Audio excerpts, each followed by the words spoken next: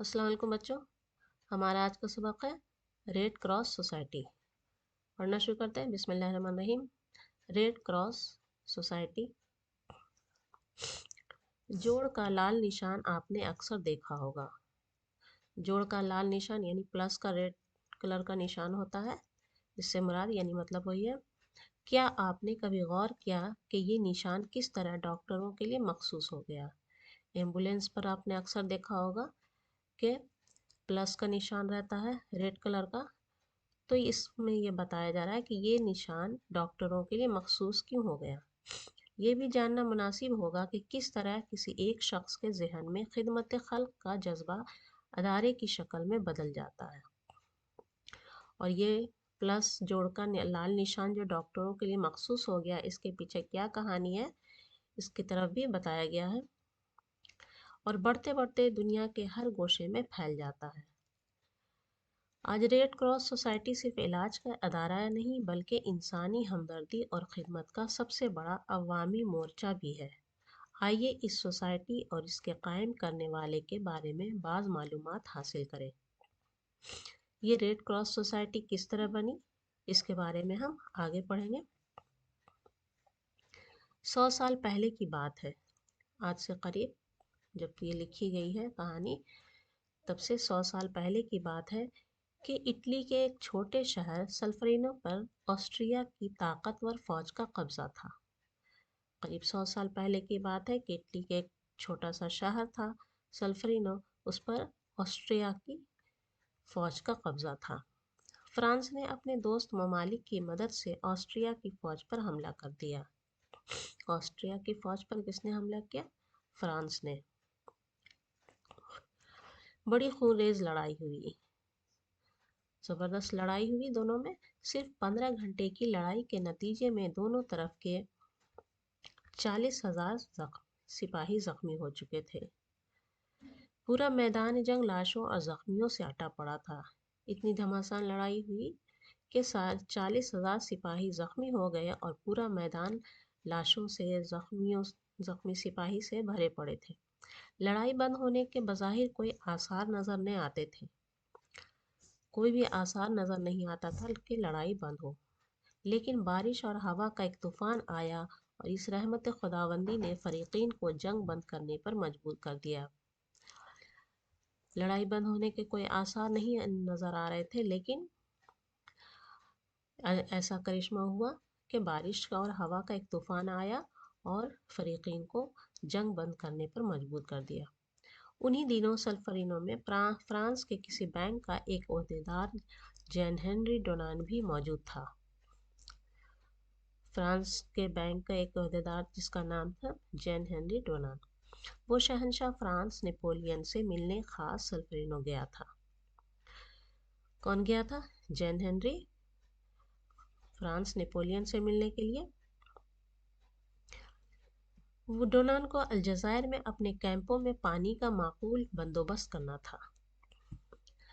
डोनान के जाने का मकसद ये था कि अपने कैंपों में पानी का माकूल बंदोबस्त करे, इसलिए वो शहंशाह फ्रांस से मिलना चाहता था और इसीलिए वो नेपोलियन से मिलकर ख़ास सहूलतें हासिल करना चाहता था।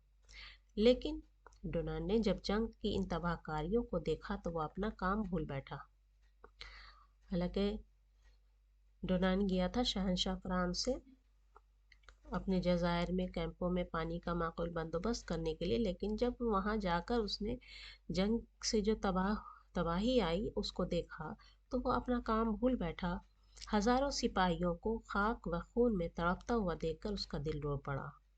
जब उसने वहाँ पर देखा कि हज़ारों सिपाही मिट्टी में खाक में पड़े हैं और खून में लथपथ हैं तो उसका दिल ये देखकर रो पड़ा। ज़मीन, आबपाशी, बैंक, अब उसे कोई चीज़ याद न रही। अब उसे अपना कोई भी काम याद न रहा। अब उसके सामने यही मकसद था कि वो किस तरह इन तड़पते हुए ज़ख्मी सिपाहियों की मदद करे और उन्हें मौत से बचाए। अब उनके हेनरी डोनान के सामने बस एक ही उसका मकसद था कि इन सिपाहियों की मदद करना और उन्हें मौत से बचाना। इसी मकसद के लिए वो फ़ौरन सल्फरीनो की सिमत रवाना हो गया।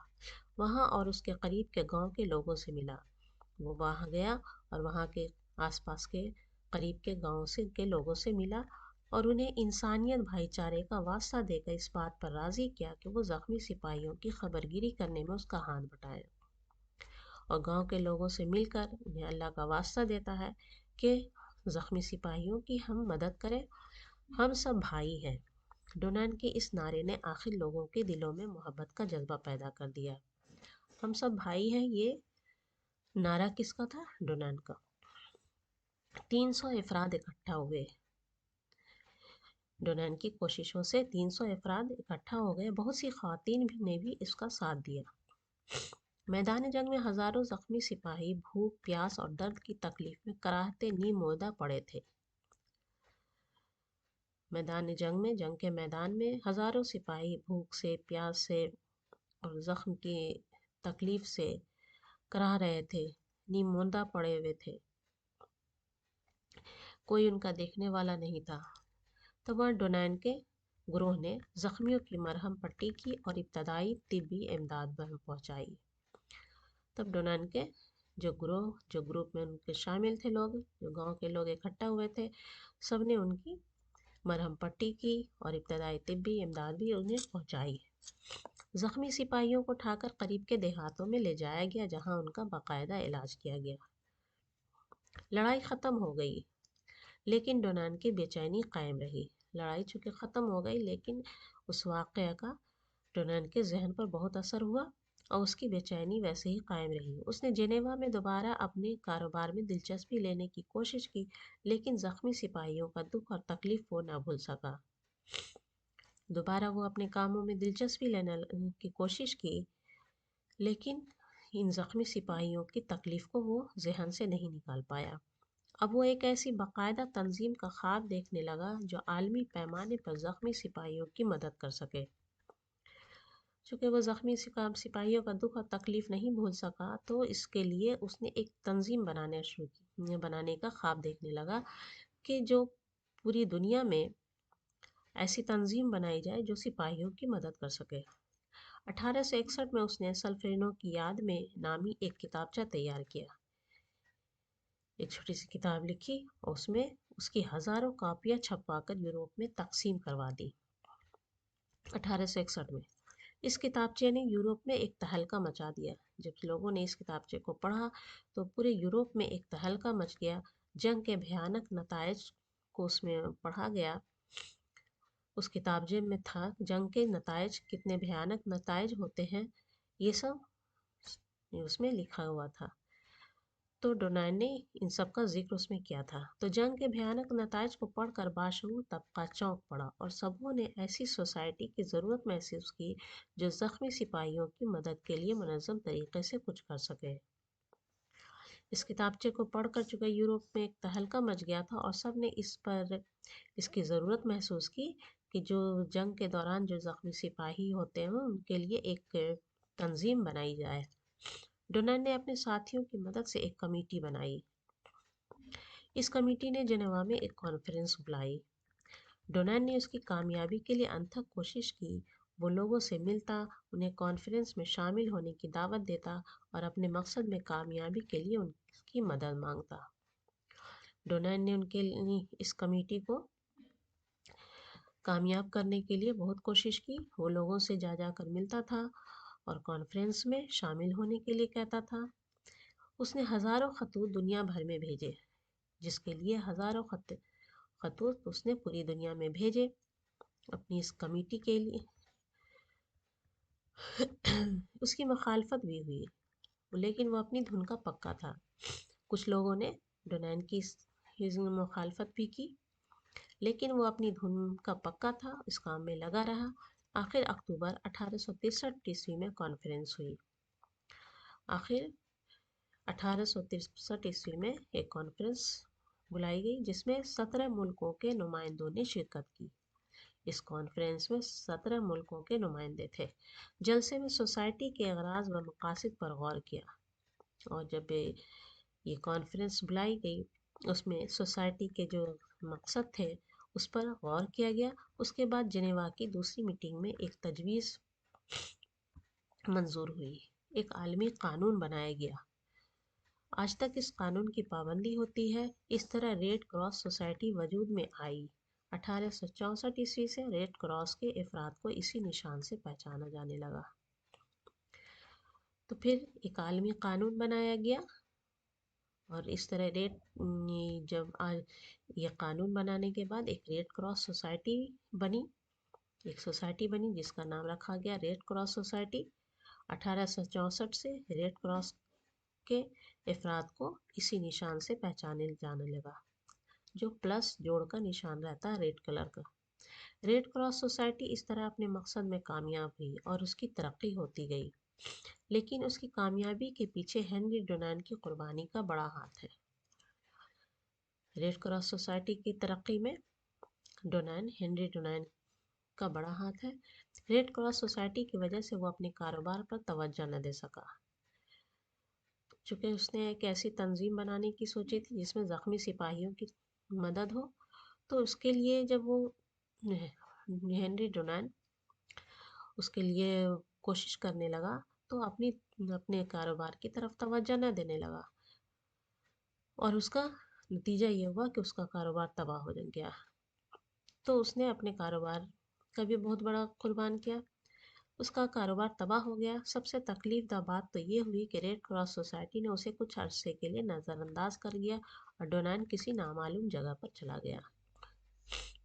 حالانکہ اس سوسائٹی کو قائم کرنے کے لیے ہنری ڈونان نے انتھک کوشش کی، جس کے وجہ کر اس کا کاروبار بھی تباہ ہو گیا، لیکن جب یہ سوسائٹی بنی تو کچھ عرصے کے بعد ڈونان کو نظر انداز کر دیا گیا۔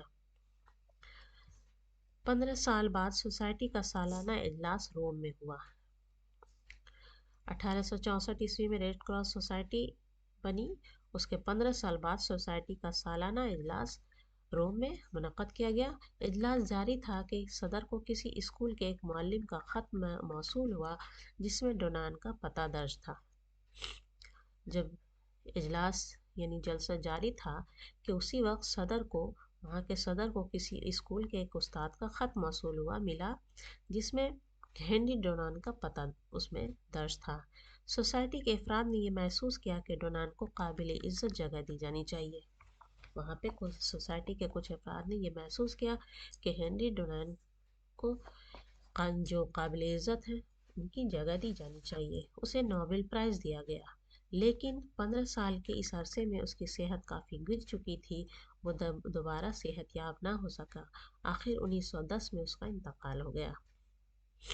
ہنری ڈونان کا 1910 میں انتقال ہو گیا۔ ریڈ کراس سوسائٹی انسانیت کی خدمت آج بھی اسی طرح کر رہی ہے۔ آج تک پوری دنیا میں یہ ریڈ کراس سوسائٹی انسانیت کی خدمت میں لگی ہے۔ یہ سوسائٹی دنیا کے ہر ملک کے قائم ہے۔ پوری دنیا میں یہ ریڈ کراس سوسائٹی قائم ہے۔ کہیں سیلاب آ جائے، قدرتی آفات میں انسانی زندگی کا نقصان ہو جائے یا قتل و خون کے واقعات ہوں، ہر جگہ ریڈ کراس سوسائٹی کی شاخیں انسانی خدمت کا اعلیٰ ترین نمونہ پیش کرتی ہیں۔ جہاں بھی انسان کے ساتھ کوئی مشکل پریشانی آتی ہے، چاہے سیلاب ہو، قدرت کی طرف سے کوئی آفات آئے یا انسانی زندگی میں کوئی نقصان ہو، قتل ہو، ہر جگہ یہ ریڈ کراس سوسائٹی پھیلی ہوئی ہے۔ پورے ملک میں ہر وقت وہ انسان کی خدمت کے لیے حاضر رہتی ہے۔ اب بچوں، اس سبق کے جو مشکل الفاظ ہیں اسے ہم پڑھ لیں۔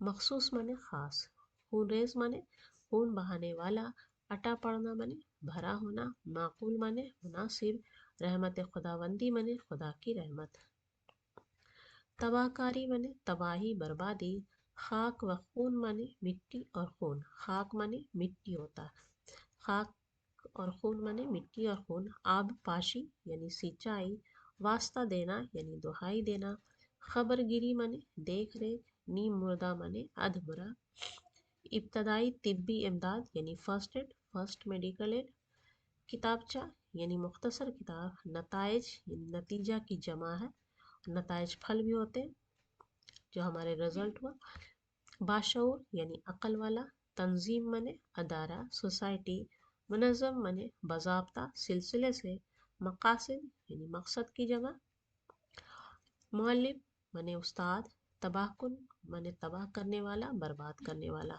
موصول ہونا یعنی ملنا، सेहतयाब होना यानी बीमारी से अच्छा होना। आफात माने आफत की जमा है मुसीबत, आफत मुसीबत को कहते हैं और आफत की जमा आफात है। तो इस सबक से हम क्या इस सबक हासिल होता है ना, इससे रेड क्रॉस सोसाइटी नामी सबक से इसका मरकज़ी ख्याल क्या है कि खिदमत खल्क को अपनी ज़िंदगी में मिशन बना लेना बड़ा काम है। खिदमत खल्क करनी चाहिए। ज़ाती नुकसानात के बावजूद डोनाल्ड ने दुनिया के लिए जो नुमाया काम किए, ऐसे कामों की ज़्यादा मिसाल नहीं मिलती। ऐसे लोग काबिल कदर होते हैं। डोनाल्ड ने खिदमत खल्क के लिए अपना बहुत बड़ा नुकसान किया, अपने कारोबार का कुर्बानी दी। आज के दौर में ऐसे बहुत से कम लोग मिलते हैं, लेकिन ऐसे लोग काबिल कदर होते हैं। डोनाल्ड ने एक छोटे से शहर में जिस काम की बुनियाद रखी, वो पूरी दुनिया में फैला। एक छोटे से गांव में, एक छोटे से शहर में डोनाल्ड ने इससे रेड क्रॉस सोसाइटी की बुनियाद रखी, जो आज पूरी दुनिया में फैला हुआ है। इसका पैगाम आज हर खास व आम जानता है। तो ये थे बच्चों आज का सबक। अगली वीडियो में इंशाल्लाह आपसे फिर मुलाकात होगी। तब तक के लिए अल्लाह हाफिज़।